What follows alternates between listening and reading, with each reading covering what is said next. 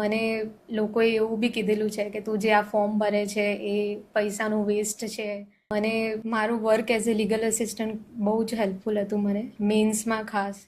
You are right કે આ વખતે મેઇન્સ જો પેપર હતું થોડુંક વધારે ડિફિકલ્ટ હતું અને it was lengthy also. You are અને રાઈટ. આન્સર મારા ખૂબ જ પ્રિસાઇઝ ટુ ધ પોઈન્ટ અને પોઈન્ટ વાઇઝ આન્સર હતા, not the essay type answer હતા. અને ફર્સ્ટ જનરેશન લોયર જે હોય છે આજે લોકોને પ્રેક્ટિસિંગમાં બી ઘણી તકલીફ પડતી હોય છે. ફર્સ્ટ એ માટે મારું એવું કહેવું છે કે આ ટોટલી એક મિથ છે.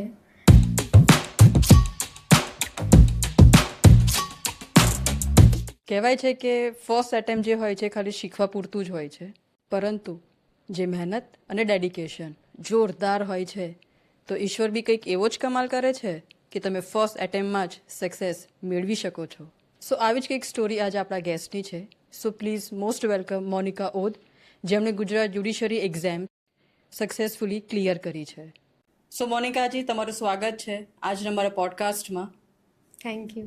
સો મોનિકા, તમે જ્યુડિશરી જે ચૂઝ કર્યું એની પાછળનું શું ઇન્સ્પિરેશન છે? હું LLBના લાસ્ટ યરમાં હતી ત્યારથી જ મેં ઇન્ટર્નશીપ ચાલુ કરી દીધી અને ત્યારથી જ કોર્ટ એક્સપોઝર જોઈને મેં ડિટરમાઇન થઈ ગઈ હતી કે મારે આ પોસ્ટ માટે તૈયારી કરવી છે. પ્રિપેરેશન મેં સ્ટાર્ટ કરી દીધી હતી ત્યારે. લીગલ અસિસ્ટન્ટમાં કરેલું છે કામ, તો જ્યાં સુધી મને બી ખ્યાલ છે એ ત્યાં એટલું બધું તમારે રિસર્ચ વર્ક બી કરવું પડતું હોય છે, તો એ તમારો એક્સપિરિયન્સ જ્યુડિશરી એક્ઝામ ક્લિયર કરવામાં કેટલું હેલ્પફુલ રહ્યું? મારું work as a legal assistant બહુ જ હેલ્પફુલ હતું મને મેન્સમાં ખાસ, કારણ કે જે મેં ડેલી રિસર્ચ કરેલું હતું એ મને ત્યાં ડાયરેક્ટલી મેન્સમાં મને બહુ જ યુઝફુલ રહ્યું હતું. મારી સ્પીડ વધારે હતી એના કારણે, રીડિંગ સ્પીડ, રાઇટિંગ સ્પીડ અને ઘણી બધી વસ્તુઓમાં મને ક્લેરિટી હતી કે આમાં પ્રેક્ટિકલી પણ આવું થાય છે. પ્રિલિમ્સ એક્ઝામ્સ માટે મોનિકા આપણે કેવી રીતે સ્માર્ટલી પ્રિપેરેશન્સ કરવી જોઈએ? પ્રિલિમ્સ માટે મારી એવી જ તૈયારી હતી કે મારે જેમાં હું શ્યોર છું, જેમાં મને ક્લેરિટી હતી કે આ સાચું જ છે, એટલા જ મેં ટિક કર્યા હતા. એનાથી વધારે મેં રિસ્ક નહોતું લીધું પ્રિલિમ્સ માટે. એ જ મારી સ્ટ્રેટેજી હતી એમાં. So Monika, prelims, mains and interview એ ત્રણેય એક્ઝામ જે તમે આપી એમાં તમને સૌથી વધારે હાર્ડેસ્ટ પાર્ટ તમે કયું લાગ્યું? સૌથી હાર્ડેસ્ટ હું કહીશ મેન્સ હતી, મેન્સની પ્રિપેરેશન અને એની એક્ઝામ.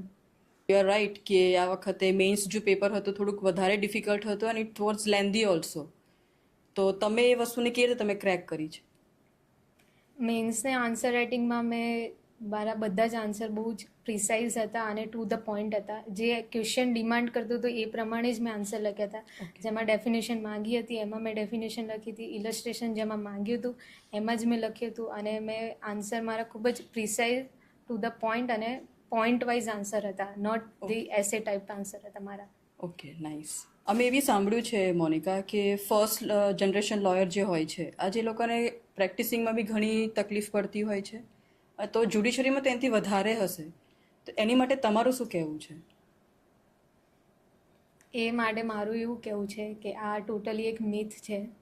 જો આપણી પ્રિપેરેશન અને ડિટર્મિનેશન હોય તો કંઈ બી થઈ શકે. જેમ હું તમારે સામે છું, મને પણ લોકોએ બહુ જ ડિમોટિવેટ કર્યું છે, મને બહુ જ અંડર એસ્ટિમેટ કર્યું છે કે આવું ના થાય ને આ બધું ના કરવું જોઈએ.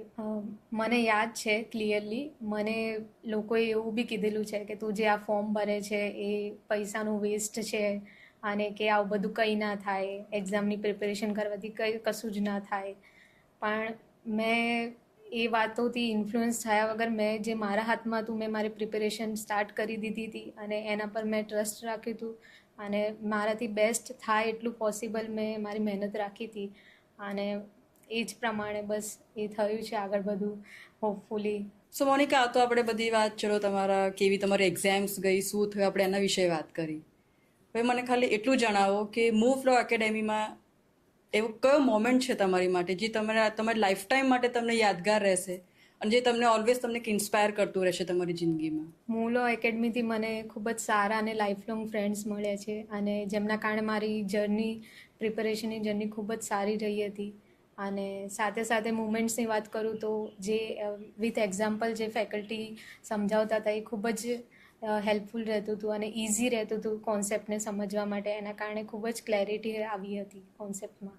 તમને નોટ્સ બનાવવાની જે પ્રેક્ટિસ હતી એ કેટલી હેલ્પફુલ રહી છે? નોટ્સ માટે મેં જે ખાલી જે મેજર સબ્જેક્ટ હતા એમની મેં ખાસ નોટ્સ બનાવી હતી અને આ ટોટલી ડિપેન્ડ કરે છે જેમને ફાવતું હોય છે, એવું કંઈ ફિક્સ નથી, કોઈ પેટર્ન નથી નોટ્સ માટેની. મેં મેજર એક્ટની બનાવી હતી, માઇનર માટે મેં સ્કીપ રાખ્યું હતું. ખાસ મેં ઓર્ડર રાઇટિંગ માટે નોટ્સ બનાવી હતી, જે પેટર્ન છે, અને ઘણા બધા મેં પ્રીવિયસ યરના ઓર્ડર રાઇટિંગ સોલ્વ કર્યા હતા અને ડાયરેક્ટલી ઈ કોડ્સ થ્રુ બી મેં ઓર્ડર્સ ડાઉનલોડ કરીને એની જે રીતે પેટર્ન છે લખવાની એ બધી મેં પ્રેક્ટિસ કરી હતી ને એની નોટ્સ મેં ખાસ બનાવી હતી. ઓકે. અત્યારની જે જનરેશન, અત્યારે જે બીજા વિદ્યાર્થીઓ, જે કેન્ડિડેટ્સ જ્યુડિશિયરીની એક્ઝામ્સ આપવા માટે જે અત્યારે પ્રિપેરેશન્સ કરી રહ્યા છે, તો એમને તમે શું મેસેજ બીજો આપી શકશો? હું જે બી સ્ટુડન્ટ જે પ્રિપેરેશન કરી રહ્યા છે અત્યારે, હું એમને એવું જ મેસેજ આપવા માંગીશ કે કોઈના પણ નેગેટિવ વર્ડ્સથી એમણે ડિમોટિવેટ કે ઇન્ફ્લુઅન્સ ના થવું જોઈએ કે એવું જ થશે, એમણે જે કીધું છે એવું જ થશે, નેગેટિવ ના થવું જોઈએ. એના બદલે જે ખાસ એમના હાથમાં પ્રિપેરેશન છે એ બેસ્ટ કરવી જોઈએ.